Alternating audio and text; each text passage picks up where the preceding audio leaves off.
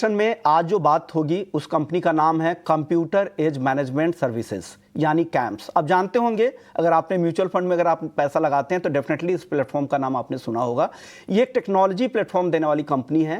Camps mutual fund और निवेशकों को कंपनी अकाउंट मैनेजमेंट, ट्रांजैक्शन और डेटा संभालने का काम करती है। ये एक्सपर्टीज अब इंश्योरेंस रिपोजिटरी कारोबार में भी आगे बढ़ा है। कंपनी अपने इलेक्ट्रॉनिक बीमा EIA व्यवसाय का विस्तार पर भी कंपनी फोकस कर रही है। ग्रोथ आउटलुक समेत सेक्टर के नए प्लेयर्स की एंट्री से कितनी चुनौतियां बढ़ी है कंपनी के लिए, LIC के साथ साझेदारी से कारोबार को कितना बूस्ट मिलेगा, इन तमाम मुद्दों पर चर्चा करने के लिए आज हमारे साथ कैम्प्स के MD और CEO अनुज कुमार जी मौजूद है। शुक्रिया सर, आपने वक्त दिया। सर, सबसे पहले मैं शुरुआत इस सवाल से करूंगा कि म्यूचुअल फंड इंडस्ट्री में कैम्प्स की मौजूदा स्थिति क्या है और आने वाले समय में आप किस तरह की ग्रोथ की अपॉर्चुनिटीज यहां से देख रहे हैं? गुड आफ्टरनून विश्वमोहन जी। बहुत खुशी हुई आपके चैनल से जुड़ के और इस शो में बुलाने के लिए मेरा शुक्रिया। जहाँ तक म्यूचुअल फंड मार्केट की बात है, आपको मालूम है कि पिछले करीब 10 सालों में जो एसेट्स हैं वो करीब 19-20% बढ़े हैं। काफी बड़ा बेस हो गया म्यूचुअल फंड एसेट्स का। ये करीब 70 लाख करोड़ के आसपास ये नंबर पहुंच चुका है और इसके बावजूद पिछले साल में 30% से ऊपर की ग्रोथ देखी गई है। तो ये चीज दर्शाता है कि इन्वेस्टर्स का सस्टेन्ड इंटरेस्ट है म्यूचुअल फंड में इन्वेस्ट करने के लिए। हाउस होल्ड्स की जो सेविंग्स है उसका काफी बड़ा पार्ट यहाँ पे चैनल होना शुरू हो गया है। पहले ये HNI प्रोडक्ट होता था आज से 10 साल पहले, अब ये मास रिटेल प्रोडक्ट है। तो ये आशा की जा सकती है कि आने वाले सालों में इसका एसेट ग्रोथ 18 से 19% आगे भी चलता रहे। कैम्स की इसमें मार्केट शेयर करीब एसेट्स का 68-68% का शेयर है। आपने देखा होगा कि हमने पिछले 1.5 से 2 सालों में काफी सारे नए जो म्यूचुअल फंड्स मार्केट में आए हैं, जैसे Jio BlackRock, Angel Broking, Unifi Capital, Choice Broking, Pantomath, ऐसे कई सारे हमने मैंडेट्स जीते हैं, ज़ीरोधा और हिलियोस को भी मिला के। तो उन सब के साथ और हमारे बेस क्लाइंट्स के साथ, क्योंकि सबसे बड़े 15 म्यूचुअल फंड्स में से 10 कैम्प सर्विस्ड हैं, हमारी आशा है कि जो ग्रोथ रेट्स हमने पिछले 5 सालों में दिखाए हैं, काफी स्ट्रांग चांस है कि अगले 5 से 6 सालों में उसी टाइप की ग्रोथ आप कंपनी से देख सकते हैं।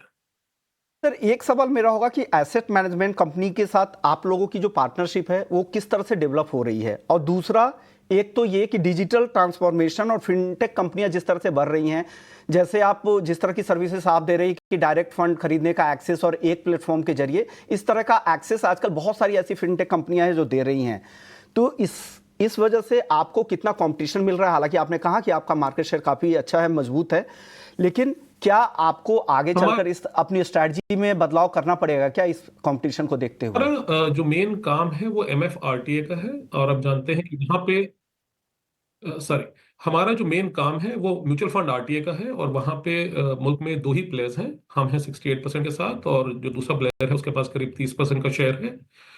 हम फिनटेक्स को, डिस्ट्रीब्यूटर्स को और खासकर एसेट मैनेजमेंट कंपनी को उनके लाइबिलिटी साइड ऑपरेशन पे सपोर्ट करते हैं। वो सारा का सारा ऑपरेशन, जहां तक इन्वेस्टर की KYC, onboarding, payments and settlements, record keeping, commission, ये जितनी चीजें हैं और कस्टमर सर्विस तक, ये सारा का सारा काम हम करते हैं। तो फिनटेक्स कोई भी हमारे साथ कंपटीशन में नहीं है, वो कॉम्प्लीमेंट्री हैं। हम उनके बिजनेस को इनेबल करते हैं, हमारे बिजनेस के थ्रू वो म्यूचुअल फंड से जुड़ते हैं, ट्रांजैक्शंस को लेके आते हैं, और पूरी लाइफ टाइम तक जो वो कस्टमर सर्विस करते हैं वो हमारे थ्रू करते हैं। तो फिनटेक से हमारा कोई कंपटीशन नहीं है, फिनटेक्स हमारी एक कॉम्प्लीमेंट्री एंटिटी है। ओके, तो चलिए, तो आपका एक तरह से डोमिनेंट है, अगर 67-68% का अगर मार्केट शेयर है आपका, तो डोमिनेंस है। सर, नई टेक्नोलॉजी और AI ड्रिवन जो सर्विसेज है, इससे कितना फायदा हो रहा है और ग्राहकों का क्या एक्सपीरियंस बदला है? सर, एक और यहाँ पे मैं सवाल क्लब करना चाहूंगा, बहुत सारी MC जो इंडिया में सर्विसेज देती है उनका एक्सेस कैंप्स के जरिए नहीं हो पाता है।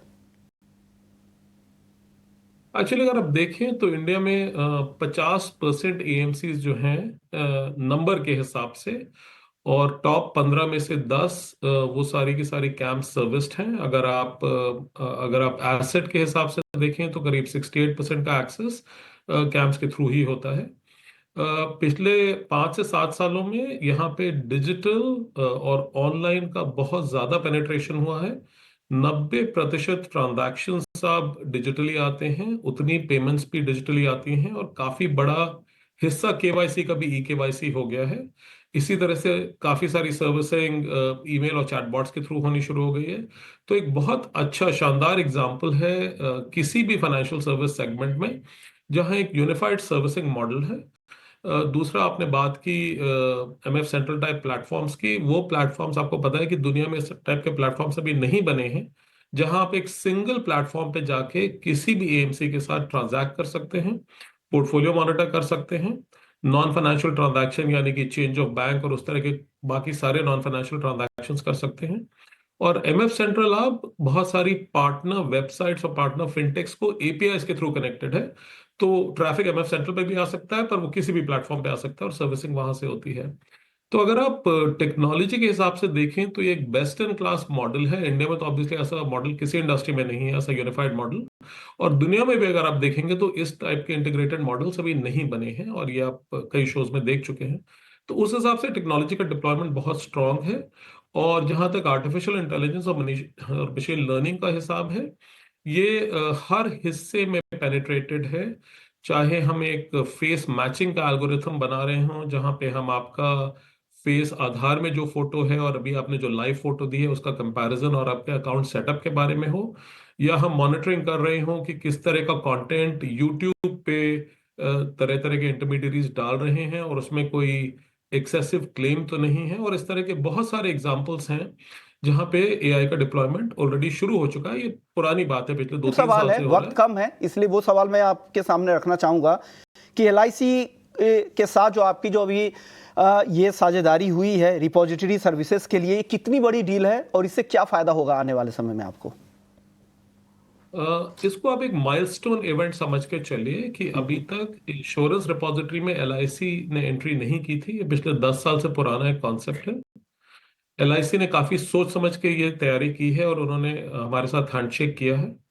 हमारे पास करीब 1 करोड़ ई इंश्योरेंस अकाउंट्स हैं। करीब करीब हर इन्वेस्टर के पास एलआईसी पॉलिसी है। तो वो सारे इन्वेस्टर्स को बहुत बड़ी कन्वीनियंस होगी, क्योंकि वो अपनी एलआईसी पॉलिसीज डीमैट करा सकेंगे।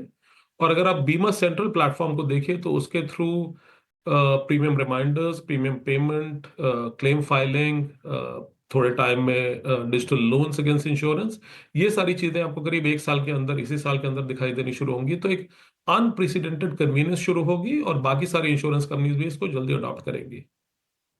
करते हैं कि जिस तरह से आपने म्यूचुअल फंड में जिस तरह का आपका पेनिट्रेशन है, जिस तरह तक लोगों की पहुंच है, और यही पहुंच आपके जरिए इंश्योरेंस सेक्टर में भी निकल कर है। शुक्रिया सर, आपने वक्त निकाला और हमारे दर्शकों को बताया कि कंपनी के रेवेन्यू मॉडल से लेके और आगे के आपके क्या प्लान्स है, किस तरह से रेवेन्यू विजिबिलिटी आपकी आगे दिख रही है, बिजनेस मॉडल में आगे क्या क्या सुधार होने की संभावना है। शुक्रिया सर।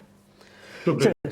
में कैंप्स को अगर आप देखें तो दिसंबर के हाई से ये शेयर नीचे तो काफ़ी आया है, लेकिन मार्च के महीने में काफ़ी अच्छी रैली दिखी है। करीब करीब 15% की तेजी शेयर में दिखी है पिछले एक महीने में। अजीत जी, मैनेजमेंट को आपने सुना, क्या लग रहा है कैंप्स में कितना पोटेंशियल है? फिर से वापस से दिसंबर के लेवल तक जाने की क्षमता है क्या यहाँ पर? विश्व मोहन जी, पहले एक डिस्क्लेमर डिस्क्लोजर कि ये स्टॉक हमने अपने क्लाइंट्स को भी रिकमेंड किया हुआ है और इन्वेस्टमेंट पॉइंट ऑफ व्यू से एक साल भर का टारगेट 4390 का हमने रिकमेंड कर रखा है। 3600 के पास हमने रिकमेंड किया था। तो ऑब्वियसली हमारा व्यू बायस्ड है और जिस तरीके से मैनेजमेंट ने भी शेयर किया कि चाहे वो एग्जिस्टिंग उनकी लीडरशिप है with 68% market share in the RTA segment, साथ ही साथ जो कि और चीजें जिसपे वो एक्सप्लोर कर रहे हैं अपार्ट फ्रॉम आपका एमएफ वाला सेगमेंट, एएमसी के बाद बियॉन्ड, चाहे वो आपके इंश्योरेंस रिपोजिटरी का काम हो, AIF, PMS, in related services को भी वो एक्सप्लोर कर रहे हैं। तो ये सारे एस्पेक्ट्स मिला के और खासतौर से जिस तरीके से म्यूचुअल फंड इंडस्ट्री का साइज साल दर साल बढ़ता जा रहा है, तो पॉजिटिव व्यू है हमारा। डेफिनेटली यहाँ पे आप इन्वेस्टमेंट के पॉइंट ऑफ व्यू से रख सकते हैं 4390 तक के टारगेट्स के लिए। तो इनकी तरफ से डिस्क्लेमर भी है, इन्होंने अपने क्लाइंट्स को भी ये सलाह दी है। 4390 के टारगेट के लिए 1 साल का नजरिया है कैंप्स को लेकर। और